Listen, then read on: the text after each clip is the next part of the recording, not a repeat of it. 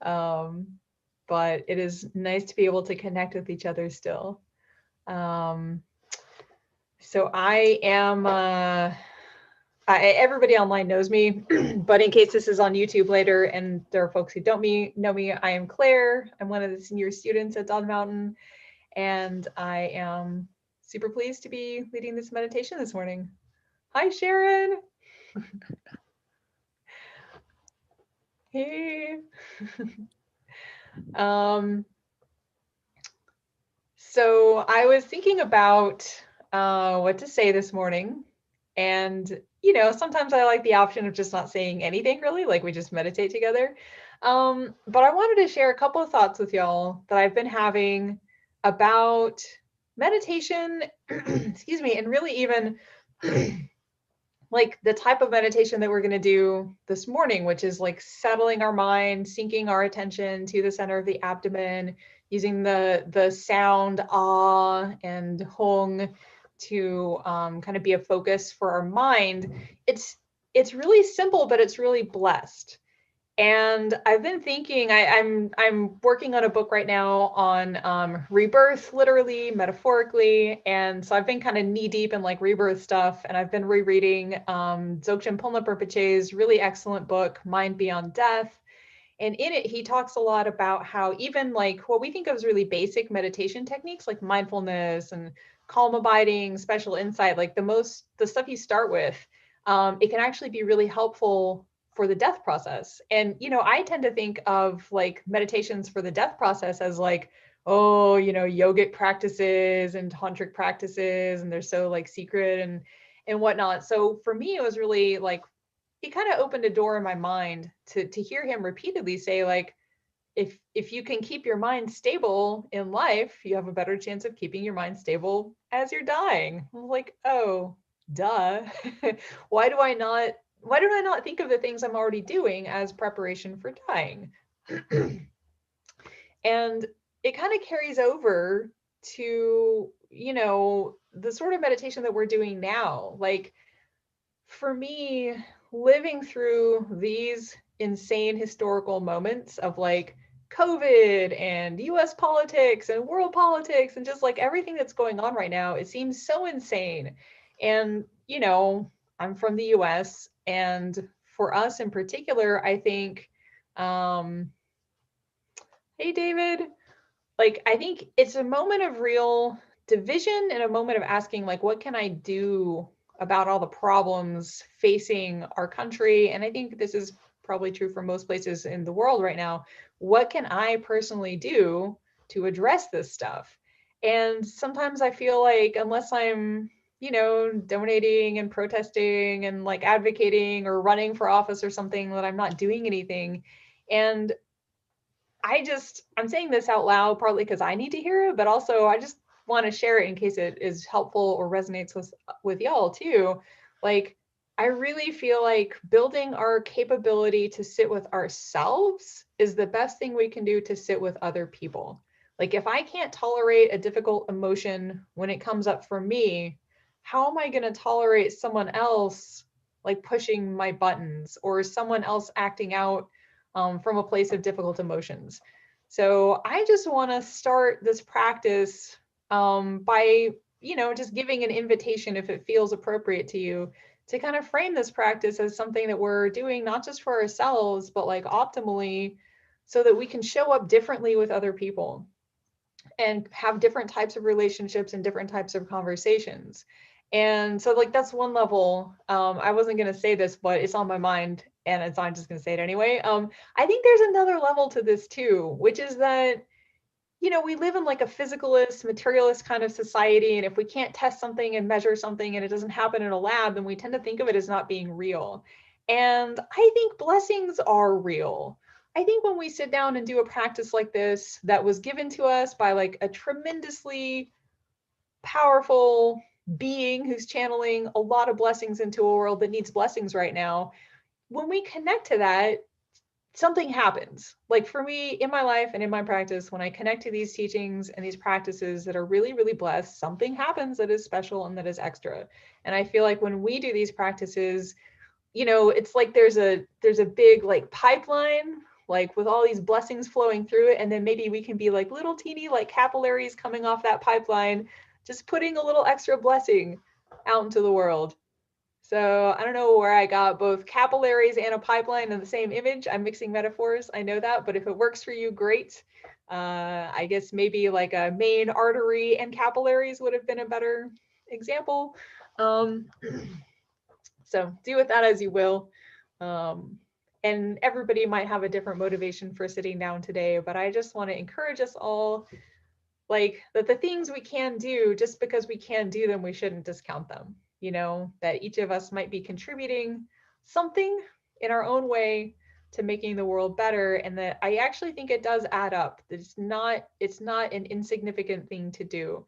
And especially when we kind of frame the practice that we're already doing in a way that allows us to appreciate the benefit of it and to take it seriously as a practice. I think that really can help to shift our practice from something like a hobby. I feel like this is kind of in a way where I started with meditation, where it's like, I sit and meditate because meditation is cool and I want to see what happens. But that's different from sitting in meditation, because I think there's a whole world of blessings, of putting out, you know, aspirations and dedicating practice, and that we actually can participate in a meaningful way in a much larger network of connections in ourselves. Like, to me, that feels Buddhist as opposed to spiritual materialism. Speaking only for myself here. So this is not a something made up. I feel I think there's really something to this whole idea of practice, and practice being a powerful force in the world, and even a very simple practice still having the capability to make a deep impact on us. And when we impact ourselves, we can impact others as well. All right, I'm going to stop talking now. We'll do some meditation. And for those who maybe are watching later and you're watching on YouTube and you're not familiar with this practice, it was given to us by one of our teachers. It's specifically for the Sunday morning practice, and it's very simple. Like, what we're going to do is to alternate between periods of silent sitting when we're resting our attention in the center of the abdomen, and we're using the physical sensations of the inside of the body as our object of meditation. And then we'll also sound hong sometimes, which is a sacred syllable. It's not a word, it doesn't have a translation, but it kind of can help to evoke the sacred within ourselves. So we'll sound that. And if you're not comfortable saying it out loud, you can just listen to the sound. Or what's even better would be to be able to just say it and to feel the sound, to hear the sound, and to use that as your object of meditation. So we'll do that for a while, and then we'll take a little pause, and we'll do a second type of practice a bit later. So let's all settle into our meditative postures. Optimally, that involves a nice straight back. I'm sitting in a chair right now, so I like to kind of prop the back of my hips against the chair so that my back isn't like leaning into the chair. So I want the back nice and straight if that's comfortable. Again, doing this online, I find it more distracting to have a screen in front of me, but if you're not distracted, you can leave your eyes a bit open. If you find that too distracting, you can just let your eyes gently close. But whether your eyes are closed or open, just let them be relaxed. Let them kind of gaze off into a comfortable distance for you. They could be just gazing down at about a 45-degree angle. Again, if that's comfortable for you. And we'll bring the attention into the body now. If you'd like, you can imagine with each in-breath that you're sort of bringing whatever scattered energy and attention you might have out in the world, you're kind of bringing it back into yourself. And you can imagine, if it's difficult to settle the mind to the center of the abdomen, you can imagine that as the breath flows into your body, your mind is following the breath down into your lungs, and then in your imagination, down into the center of the abdomen. A few finger widths below the navel and a few finger widths inside the body. So we'll just take a few moments. Use the in-breath to bring our attention into the body and into the moment. And then as you feel comfortable, you can just let your mind rest in the center of the abdomen.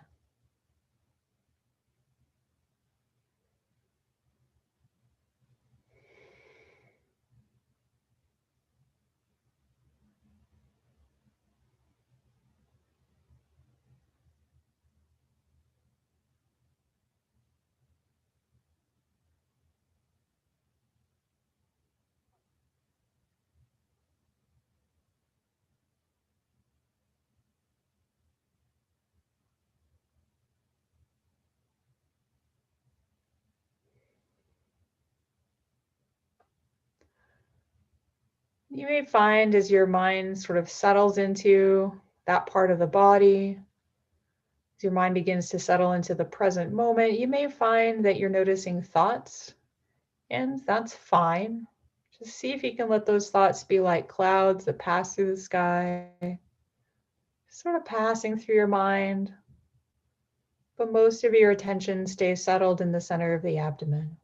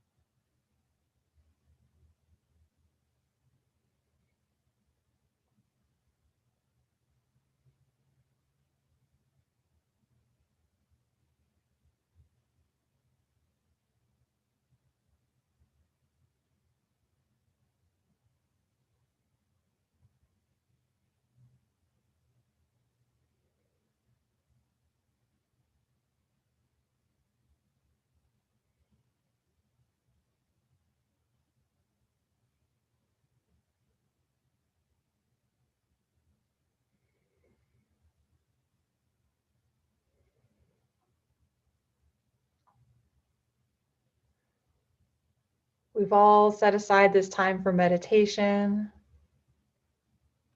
And in this moment, there's nothing else we need to do, nothing else we need to attend to.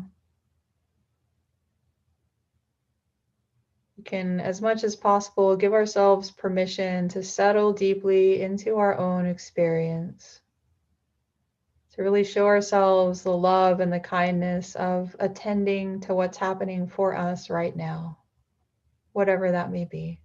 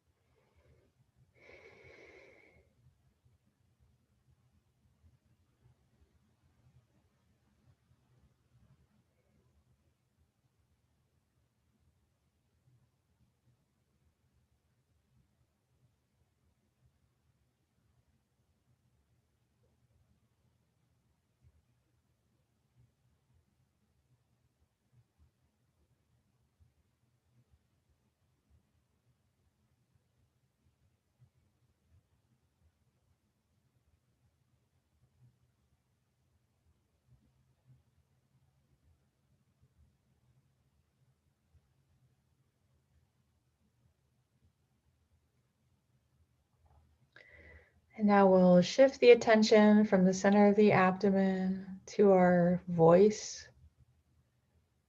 Use the sound hong as the object of our meditation. So we're trying to allow our attention to just fully flow with that sound, maybe also with the feelings of making the sound that you feel in your body.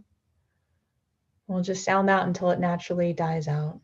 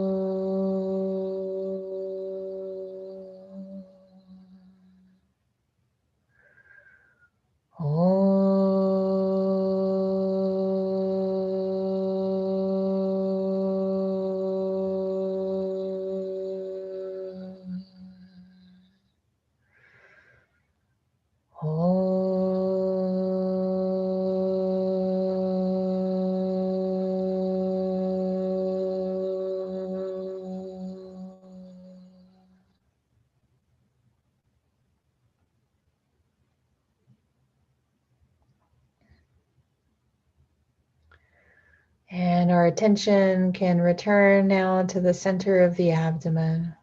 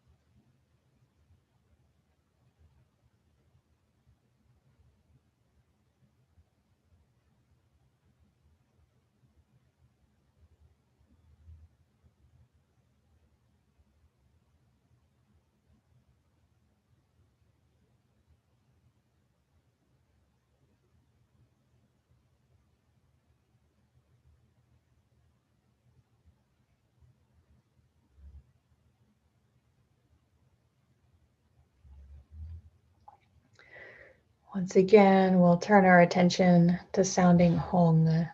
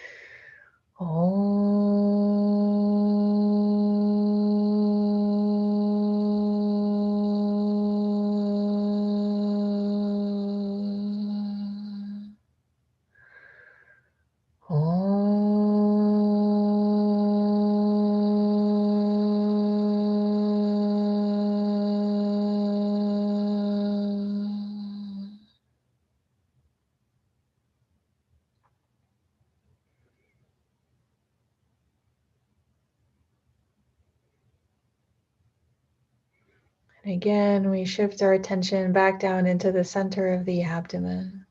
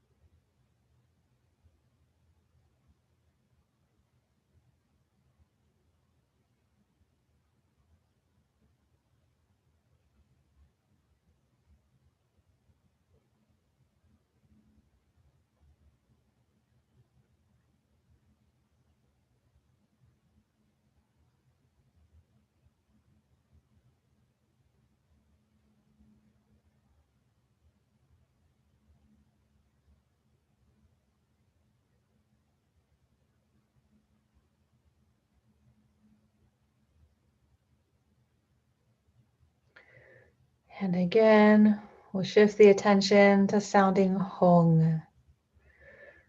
Hong.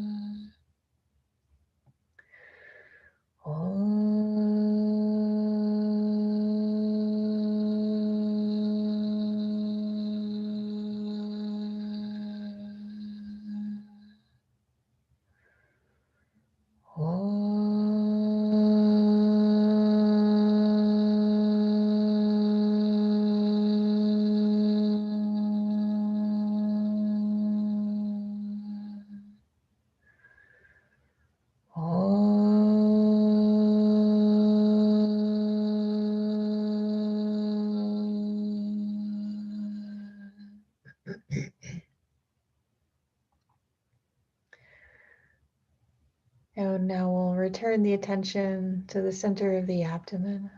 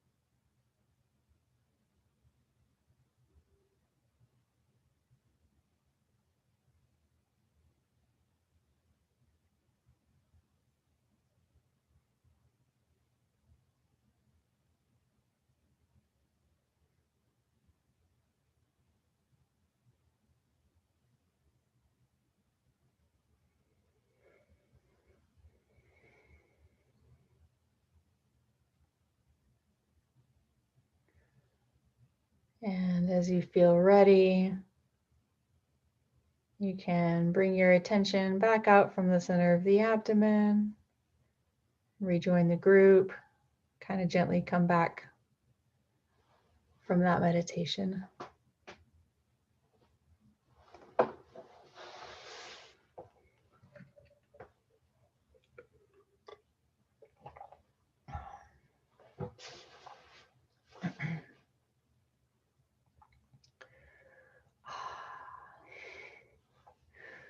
I really appreciate how doing that meditation just kind of helps me settle within myself and feel what's going on and have some space to hold what's going on.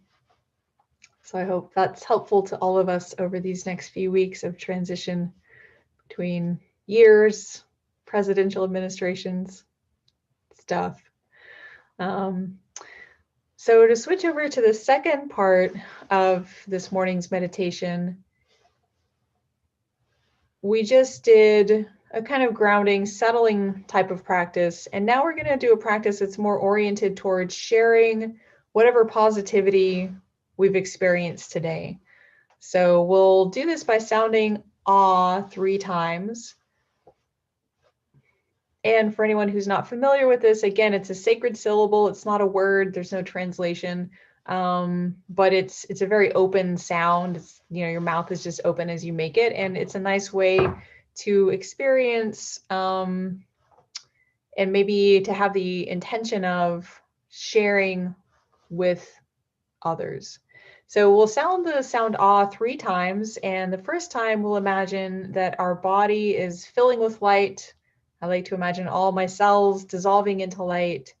And so we're just like really taking in what we've done today.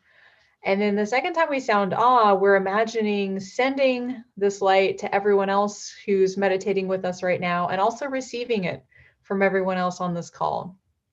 So it's a practice of kind of connecting with the other folks in the group. And then the third time that we sound ah, we imagine sending it out to the whole world. So whatever that means to you, whether it's, imagining these like beams of light going out from all of us to your neighborhood or your state or your country or the whole globe or the whole universe, just you can take it out as far as you want throughout space and time. So we'll start by just settling back into our posture, settling into our like meditative mental space here. Just take a minute or two for that.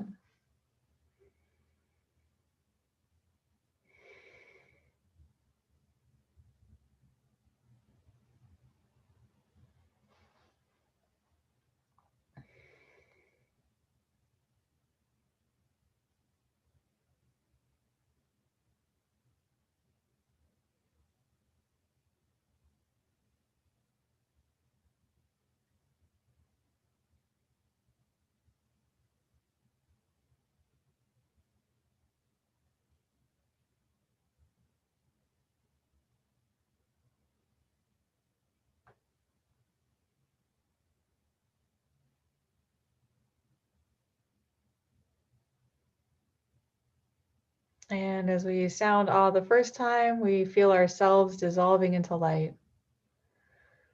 And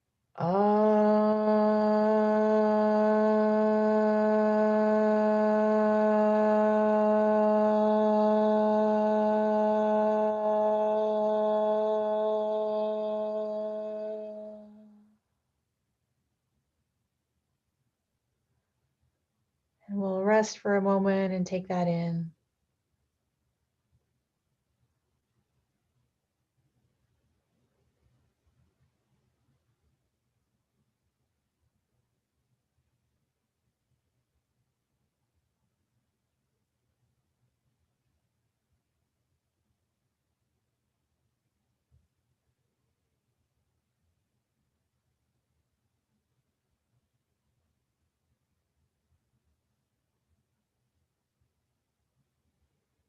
And with the second ah, we share the light.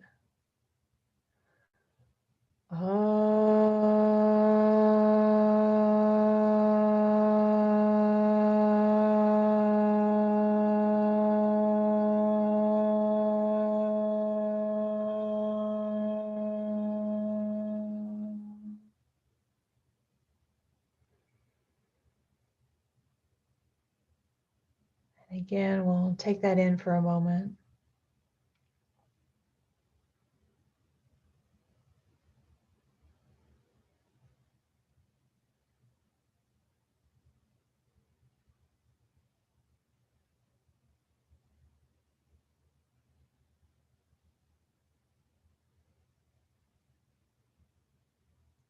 And finally, we send this light out into the world.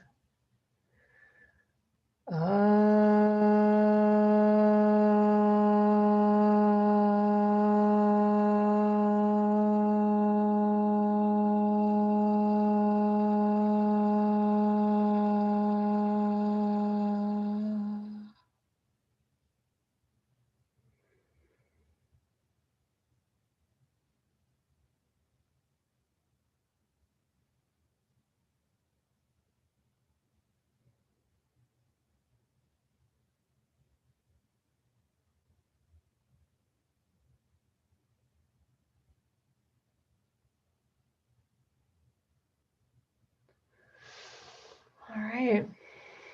Thank you, everyone, for meditating today, creating some positivity and sending it out. Could just take a moment before we do announcements and the dedications, and maybe take a moment to reflect on your own personal dedication. How would you like the benefits of this practice to ripple out through the world?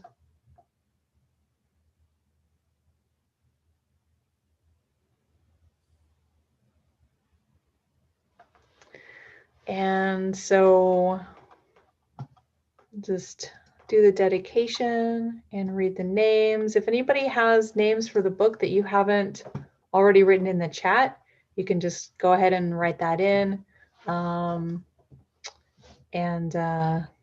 I'll just read them all. And if there's anyone whose name you forgot to put in when we're doing names, you can just unmute yourself and say that. So first of all, let's just say the prayer for sharing the merit with these folks. With all of you in mind, we light this lamp of clarity.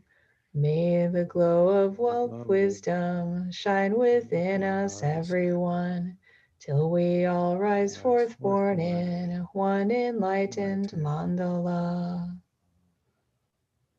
I don't have a lamp to light, so I'm gonna light my cell phone right quick. Woohoo! Lamp of clarity. We dedicate the merit of this practice to all living beings, and especially all lamas, all sanghas, our skylit home, all suffering beings. COVID Shantim Kuruye Soha. Debbie and Randy Johnson. Dedications. Debbie and Randy Johnson. Sylvia, Rolando, Nathaniel, Leah, Ed, Emma. Ani Ladron, David Pace in the Bardo, Sue Harvey in the Bardo, Michelle Hunter, Max Panzer, Sharon Stern, Darren and Nikki, Whitney, Gary, Emily, Vatana, Peter and his parents, Michael and his mom, our teachers, our Sangha, all suffering animals, Bob Schilling, John and Rosalie Hyde, Dorothy Helfenstein in the Bardo, Louise Helfenstein in the Bardo, Frank Wheeler, Lala in the Bardo and family, Abby Pax in the Bardo and family, Camachos, Monica, Carlos, Biden, Kaisu, Emily, Gary, Jessica, Vasudha, Palash, Beata, and Mike. All those suffering with COVID or injustice and oppression, and just the US, just all of it. All right. Thank you, everybody. We have a few minutes for announcements. So, Harvila, would you like to do the announcing duties, or is that an Emily thing? I'll start. So at 1 o'clock today, we have our benefit. If anyone hasn't signed up yet, still time, and we look forward to seeing you then. And then let's Where see. Where would people sign up for that benefit, Harvila? Help me out. I'm about to put the registration link in the chat. You put the registration link in the chat? That's great. I will, just one second. And we have a Amitabha practice at 3. That should be listed. Is that listed on our website? Yes, it's on the upcoming webcast page. Okay. The links are there. And we have Thanksgiving coming up. Everybody, hooray. And then next Sunday, is it at 1 o'clock, Emily? We have a practice for Tara and I think Yeshe Tsogel, for those who've studied Yeshe Tsogel. And first Tuesday of December, we have our teaching. And we have Happy Thanksgiving for everybody. And I think that's everything that I can account for. Oh, I am going to be doing on January 5th, the first Teaching Tuesday, and it's going to be on mindfulness, probably transition related. And so there will be a thing, and y'all are welcome to join for that sort of free introduction to mindfulness. To announce a very wonderful teacher on the first Tuesday of January. Thank you, Harvey Law. So there's a lot of stuff going on online. Hopefully everybody will have a chance to participate in what meets your needs. This has been lovely to see everybody. And I know we have like 3 minutes left according to my clock. So if anybody has thoughts or comments or anything to share, this would be, I think, an excellent time to do it. I did remember one more announcement, which is that our Dawn Mountain online e-courses are now available. Yay. What? Tell me more, Emily. We've looked back at some of the courses that really great classic stuff that we haven't taught in a while, and we've made it available online to watch when it's convenient for you. You can pause, take it in.